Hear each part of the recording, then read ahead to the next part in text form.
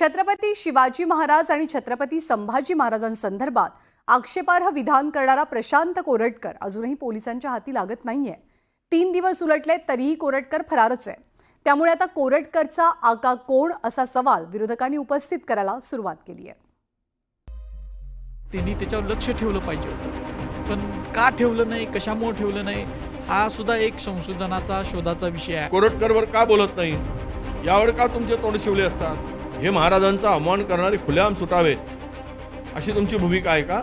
राजश्रय असल्याशिवाय काय सगळं घडतं? तू काय घरातनं खिडकीतनं उडी मारून गेला की काय? इतिहास अभ्यासक इंद्रजीत सावंत यांना धमकी देताना छत्रपती शिवाजी महाराज आणि छत्रपती संभाजी राजेंविषयी आक्षेपार्ह विधान करणाऱ्या प्रशांत कोरटकरवरून विरोधकांनी आता थेटपणे सत्ताधाऱ्यांना लक्ष करायला सुरुवात केली आहे। 24 फेब्रुवारीला मध्यरात्री 12 वाजता कोरटकरनं इतिहास अभ्यासक इंद्रजीत सावंत यांना फोनवरून धमकी दिली।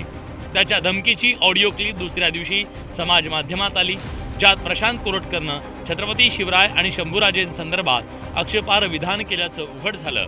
पण आज या घटनेला 3 दिवस उलटूनही छत्रपतींविषयी वादग्रस्त विधान करणारा आरोपी प्रशांत कोरटकर पोलिसांच्या हाती लागलेला नाहीये। त्यामुळे आता विरोधकांनी कोरटकरवरून सरकारवर निशाणा साधायला सुरुवात केली आहे।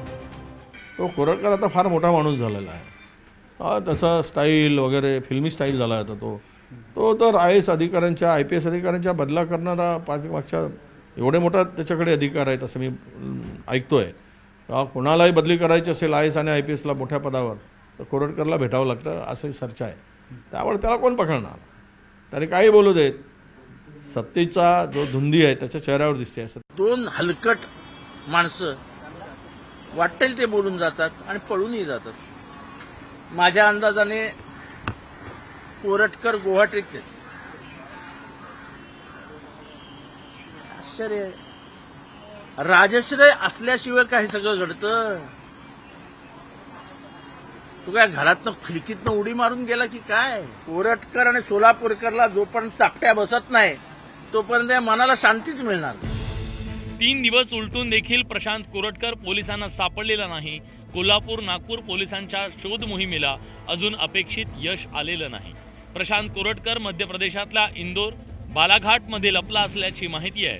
नागपूर पोलिसांचं एक पथक बालाघाट तर कोल्हापूर पोलिसांचं एक पथक नागपुरात शोध मोहीम राबवतंय।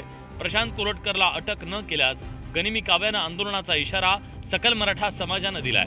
सत्ताधारी मात्र या प्रकरणी चौकशीचं आश्वासन देताना दिसतायत। चौकशी चाललेली आहे, तुम्ही फक्त तो फरार तो इकडे गेला तिकडे गेला असं जरा दाखवायचं बंद करा। शिवाजी महाराजांविषयी अपशब्द बोलणारे किंवा कोणी वक्तव्य त्यांच्या सगळ्यात कोणत्याही या प्रकारचं वक्तव्य केलेलं किंवा महापुरुषांवर वक्तव्य केलेलं कोणत्याही आरोपीला सोडण्यात येणार नाही, सगळ्यांवर कारवाई करण्यात येणार।